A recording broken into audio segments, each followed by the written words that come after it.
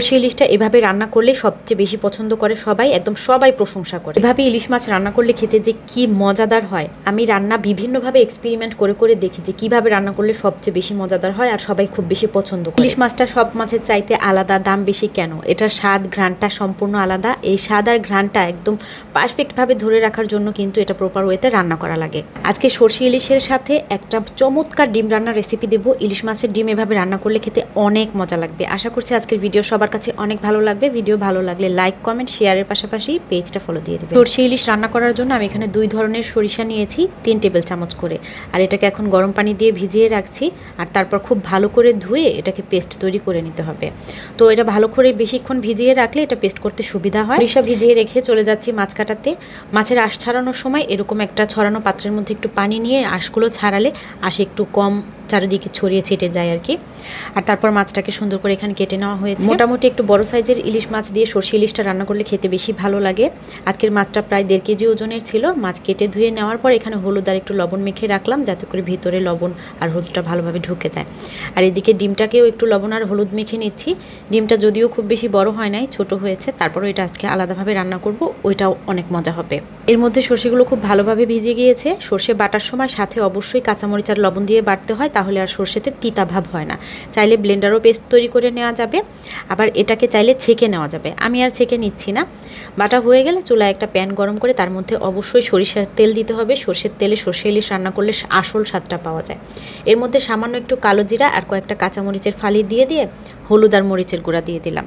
খুব বেশি মশলা লাগে না, যেহেতু মাছটা কিন্তু হলুদ দিয়ে আমি মেখে রেখেছি। তেলের মধ্যে হলুদ মরিচ দিয়ে 10 সেকেন্ডের মতো একটু নেড়ে দিয়েছি। আর তারপরে বাটা সরিষা আমি এর মধ্যে দিয়ে দিলাম। সরিষা বাটাটা চাইলে ছেঁকে নেওয়া যেত, আগেই বলেছি। আমার যেহেতু সমস্যা হয় না, আমি ছাঁকা ছাড়াই সবসময় রান্না করি। আলহামদুলিল্লাহ আমার কাছেও ভালো লাগে, সবাই অনেক প্রশংসা করে। তারপর পাটায় যেটুকু লেগেছিল ওইটুকু একটু পানির সাথে দিয়ে মিশিয়ে এর মধ্যে দিয়ে দিলাম। সর্ষের গা থেকে তেল ছেড়ে আসা পর্যন্ত একটু নেড়ে চেড়ে নিয়েছি। আর তারপর এর মধ্যে রান্নার জন্য পানি দিয়ে দিলাম। সর্ষে ইলিশ রান্না করা কিন্তু যেমন সহজ আর এটা খেতে তেমন মজাদার হয়। ঝোলের জন্য যতটা পানি লাগবে ঠিক ততটাই দিয়ে দিয়েছি। এই রান্নাতে কোনো ধরনের পেঁয়াজ কিন্তু আমি ব্যবহার করি নাই। পেঁয়াজ ছাড়া ইলিশ রান্না করলে ইলিশের কিন্তু সম্পূর্ণ আলাদা একটা টেস্ট পাওয়া যায়। ঝোলের পানি দিয়ে দেওয়ার পরে চুলার আঁচটা আমি মিডিয়াম লো করে রেখেছি, যাতে করে ঝোলটা অনেক বেশি টেনে না যায়। ঢাকনা দিয়ে ঢেকে একটু কম আঁচে রান্না করছি। আর এই সময়ের মধ্যে পাশের চুলায় একটা প্যান বসিয়ে দিয়ে একটু সরষের তেল দিয়ে দিলাম। ইলিশের সব রান্নাতেই আমি সরিষার তেল ব্যবহার করি। যে ডিমটা হলুদ আর লবণ দিয়ে মেখে রেখেছিলাম তেলের মধ্যে ওটা দিয়ে দিলাম। ডিম কিন্তু ভাজার সময় একটু সাবধানে ভাজতে হয়।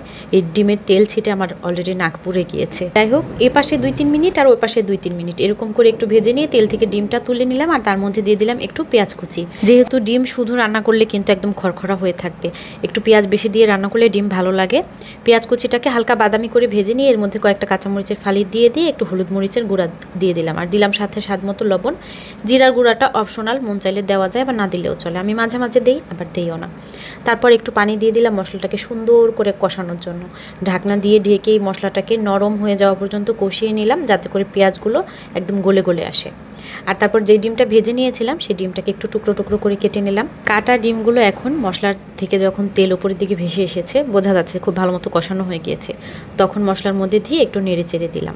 আর এইদিকে আমার সর্ষে ইলিশ কিন্তু প্রায় অনেকটাই হয়ে এসেছে। এখান থেকে একটু ঝোল, আমি তো ঝোল একটু বেশি রেখেছি দেখতেই পাচ্ছেন, একটু ঝোল তুলে এই ডিমের মধ্যে আমি ঝোলের পানি হিসেবে ব্যবহার করছি। এতে করে কিন্তু এই ডিমের স্বাদটা অতুলনীয় হবে। 1 পদ থেকে 2 পদ বের করে ফেলার যদি আপনারা এরকম বুদ্ধিটা করেন, তাহলে এরকম অবশ্যই সর্ষে ইলিশ থেকে একটু ঝোল তুলে দিয়ে দিবেন, দেখবেন অনেক মজা লাগবে। আর এইদিকে ইলিশ মাছ কিন্তু রান্না হয়ে গিয়েছে। ঝোলটা একটু পাতলা পাতলাই রাখবো। রান্নার শেষের দিকে একটু কাঁচামরিচ আর একটু সরিষার তেল দিয়ে দিয়েছি। লবণ চেখে দেখার পর যদি মনে হয় লবণ লাগবে, তাহলে কিন্তু এই পর্যায়ে লবণ দিয়ে দিতে হবে। আমি মাছে আর সর্ষের মধ্যে যা লবণ দিয়েছিলাম তাতে রান্নায় আলহামদুলিল্লাহ একদম পারফেক্ট হয়ে গেছে। এরকম করে সর্ষে ইলিশ রান্না করলে এর যে আসল স্বাদ ঘ্রাণ পাওয়া যাবে, এটা অন্য কোনোভাবেই আর পাওয়া যাবে না, আমি গ্যারান্টি দিয়ে বলতে পারি। আমার মা আবার সর্ষে ইলিশ রান্নাতে পেঁয়াজ আর মশলা টশলাও ব্যবহার করে, ওটাও মজা হয়, অন্যরকম স্বাদ। তবে ইলিশের আসল স্বাদ এবং গন্ধ পেতে এই রেসিপিটার আমি কোনো বিকল্পই দেখছি না। অনেক মজা হয় এভাবে রান্না করলে। যারা থকথকে ঝোল খেতে পছন্দ করে তারা কিন্তু আরও একটু জাল করে ঝোলটা ঘন করে নিলেই হবে, অথবা সাথে একটু পেঁয়াজ বাটা অ্যাড করলে ঝোলটা অনেক ঘন হয়ে যাবে। আমার আর আমার হাজবেন্ড দুজনের এরকম পাতলা ঝোল পছন্দ। এইদিকে ইলিশের ডিম রান্নাটাও হয়ে গিয়েছে। দেখতে বোঝা যাচ্ছে কিনা জানি না, এটা কিন্তু খেতে অসম্ভব ভালো ছিল। আজকের ভিডিও এই পর্যন্তই ছিল। দেখা হবে ইনশাআল্লাহ পরবর্তী ভিডিওতে অন্য কোনো আয়োজন নিয়ে। সে পর্যন্ত ভালো থাকবেন সবাই। আসসালামু আলাইকুম।